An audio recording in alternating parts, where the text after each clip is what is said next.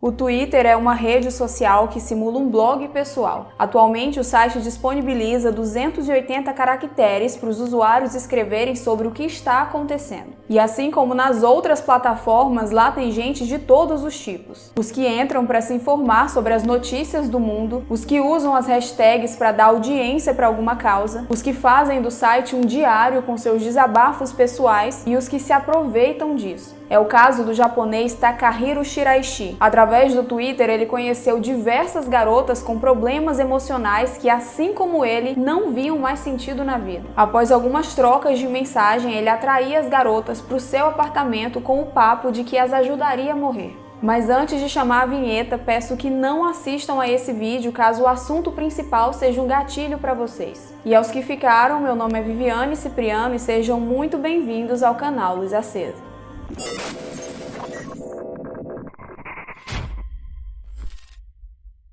O caso dessa semana aconteceu na Ásia em 2017, mas vamos voltar alguns anos até a infância de Takahiro Shiraishi. Ele nasceu em 27 de outubro de 1990 em Gama, na província de Kanagawa, Japão. Ele morava com os pais e com a irmã mais nova. Era um bom aluno na escola, dedicado, pontual e entregava todas as atividades em dia. A timidez que ele tinha acabou quando ingressou no ensino médio. Entrou para a equipe de beisebol e algum tempo depois na de atletismo. Nessa mesma época, os pais de Takahiro entraram em uma crise financeira e conjugal, e por esses motivos ele teve que mudar de escola e presenciar os pais se separarem. A mãe dele se mudou de casa junto com a filha mais nova e Takahiro ficou com o pai. Os seus colegas de turma relataram algumas brincadeiras estranhas que ele costumava fazer, como por exemplo apertar o pescoço dos amigos e cronometrar o tempo para ver quem aguentava mais antes de desmaiar. Como não tinha planos para a faculdade, Takahiro decidiu procurar um emprego após a sua formatura na escola em 2009. Ele chegou a trabalhar num supermercado, numa fábrica de alimentos e num salão de pachinko, que é tipo um salão de jogos presente em toda esquina de qualquer cidade japonesa. Mas como nenhum desses empregos pagava o que ele precisava, ele se tornou olheiro para um bordel em 2011. Sua função era recrutar mulheres jovens para virarem prostitutas num distrito próximo, chamado Kabukicho, bem famoso pelas casas de show, clubes noturnos e entretenimento adulto. Ele decidiu usar o Twitter para alcançar mais jovens vulneráveis e interessadas a entrarem nessa vida. E ele era bem competitivo com os outros olheiros, já que recebia comissão por cada mulher recrutada. Nessa época rolou uma postagem no Twitter, que hoje já não existe mais, com uma foto dele. Ela dizia basicamente o seguinte: "Cuidado com esse cara, ele aborda as meninas na rua de um jeito meio estranho." Takahiro chegou a ser preso e condenado enquanto exercia essa função, mas como sua sentença foi suspensa em 2017, ele retornou para as ruas e retomou o que fazia.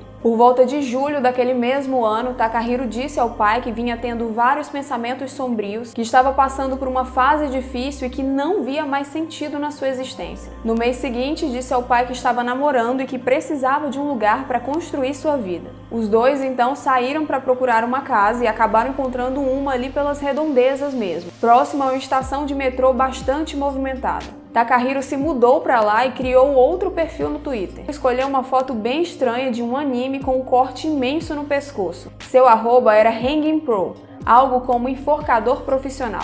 E por lá ele oferecia ajuda profissional, entre muitas aspas, para as pessoas fragilizadas que queriam dar um fim na vida. A ajuda, no caso, era para elas tirarem a vida mesmo. Ele encontrava seus alvos pesquisando hashtags e palavras-chave que uma pessoa emocionalmente abalada provavelmente tuitaria. Em sua maioria eram mulheres jovens entre 15 e 26 anos. Enquanto ele dizia para algumas mulheres que as ajudaria e que ficaria junto delas até o fim do processo, ele dizia para outras que também tiraria sua vida junto com elas. Ele também pedia para que elas não conversassem sobre seus sentimentos com mais ninguém, somente com ele. Takahiro marcava os encontros com as mulheres na estação de metrô e de lá eles iam caminhando até sua casa. Mizuki Miura tinha 21 anos quando desapareceu, fazia faculdade e trabalhava numa empresa de logística. Ela morava com a família e namorava um rapaz chamado Shogo Nishinaka. Tudo corria aparentemente bem, até que um dia de agosto ela saiu de casa sem se despedir de ninguém e deixou um bilhete em cima da mesa. Ele dizia: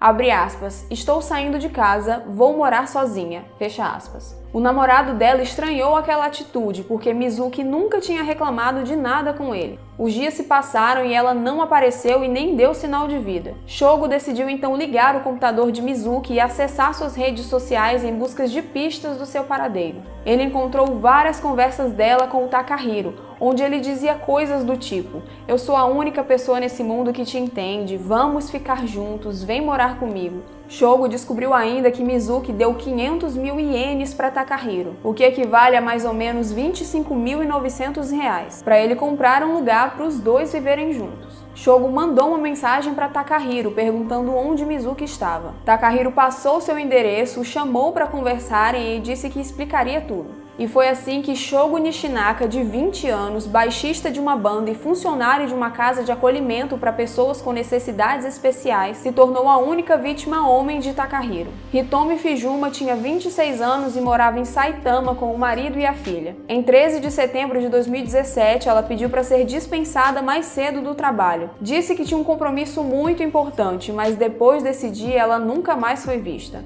A Kari Suda tinha 17 anos, nasceu em Fukushima e estava no último ano do ensino médio quando desapareceu. Era muito dedicada aos estudos e sonhava em ser desenhista de mangás. Em 26 de setembro de 2017, ela saiu da escola onde estava sendo realizado um evento esportivo e nunca mais foi vista. Hinako Sarashima era uma estudante universitária de 19 anos e Kureha Ishiara era uma jovem estudante de 15 anos. Ambas desapareceram em setembro. Natsumi Kubo, de 17 anos, e Kazumi Maruyama, uma recepcionista de 25 anos, desapareceram em outubro. Aiko Tamura foi sua última vítima. Ela morava em Tóquio, tinha 23 anos e tinha perdido a mãe recentemente. Em razão disso, estava em depressão profunda e publicava várias mensagens tristes no Twitter. No final de setembro de 2017, ela fez uma postagem bem pesada. Disse que estava procurando alguém para tirar a vida junto com ela. Takahiro, que buscava no campo de buscas do site palavras-chave como aquela, encontrou a mensagem e a respondeu imediatamente. Ele disse: "Morramos juntos então." Eles conversaram por alguns dias e em 24 de outubro de 2017, Aiko saiu de casa e nunca mais voltou. Seu irmão, que estava desesperado, decidiu hackear as redes sociais de Aiko para verificar com quem ela andava conversando ultimamente. Foi assim que ele encontrou o perfil de Takahiro lhe prometendo ajuda. Ele levou o que descobriu até a polícia. Os oficiais rastrearam a conta do enforcador profissional e encontraram registros de conversa com uma outra garota. Ela foi usada como isca para atrair o assassino. Ela marcou um encontro com ele e dia 31 de outubro de 2017 foi até a sua casa. A polícia cercou o imóvel de Takahiro e ele foi rendido assim que abriu a porta. Com uma frieza inacreditável, quando perguntado sobre o paradeiro de Aiko, ele apontou para um freezer e disse: "Ela tá ali dentro." Os oficiais revistaram a casa inteira e encontraram 9 cabeças, diversos membros, 240 ossos e outros restos humanos cobertos com areia para gato. Tudo isso estava dividido entre 3 caixas térmicas e 5 geladeiras portáteis. Eles também encontraram tesouras, facas, serra, gilete e várias ferramentas de carpintaria no imóvel, todas sujas de sangue. Takahiro foi preso e não parecia nem um pouco tenso com a situação. Colaborou durante o interrogatório e só se preocupou em esconder o rosto das câmeras. Descobriu-se que ele oferecia álcool, remédio para dormir e alguns tranquilizantes para as vítimas, com o objetivo de deixá-las mais vulneráveis. Quando ele percebia que o efeito demoraria a acontecer, ele usava as mãos para enforcá-las. E quando estavam inconscientes, elas eram violentadas. Ele confessou ter tido relações não consentidas com as 8 mulheres e que só assassinou o Shogo porque ele apareceu na história procurando pela namorada e podia estragar tudo. De agosto até outubro, os vizinhos reclamaram do odor que saía da casa de Takahiro. Ele então decidiu comprar areia de caixa de gato para disfarçar o cheiro dos corpos. Takahiro disse que demorou 3 dias para desmembrar o primeiro corpo, mas que a partir do segundo ele já sabia o que tinha que ser feito e fazia bem rápido. Ele realizava tudo na banheira e jogava alguns restos no lixo comum. No decorrer das investigações, descobriu-se que ele fez uma vítima por semana, e os testes de DNA identificaram todas elas. Takahiro disse que se não fosse pego, continuaria cometendo os crimes, já que considerava fácil manipular as pessoas emocionalmente abaladas. O caso ficou conhecido no Japão como a Casa dos Horrores e levantou vários debates sobre o assunto. Os assassinatos também geraram uma mudança no Twitter, que alterou suas regras para que os usuários que promovam ou encorajem atentados contra a própria vida sejam denunciados.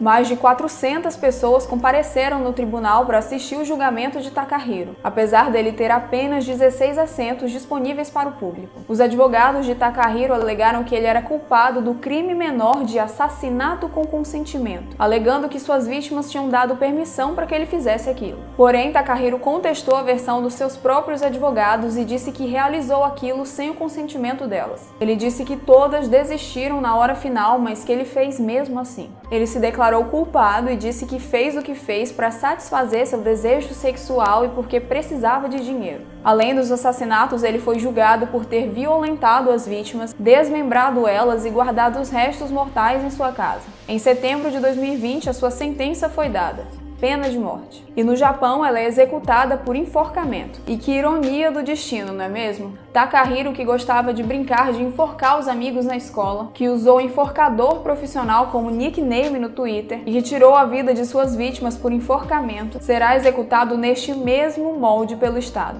E o caso dessa semana fica por aqui, e caso vocês estejam passando por um momento difícil, procurem ajuda. O Centro de Valorização da Vida, por exemplo, oferece apoio emocional e atende de forma voluntária todas as pessoas que querem e precisam conversar sob total sigilo, seja via telefone, e-mail ou chat, 24 horas por dia, 7 dias por semana. Deixei as formas de contato aqui na descrição.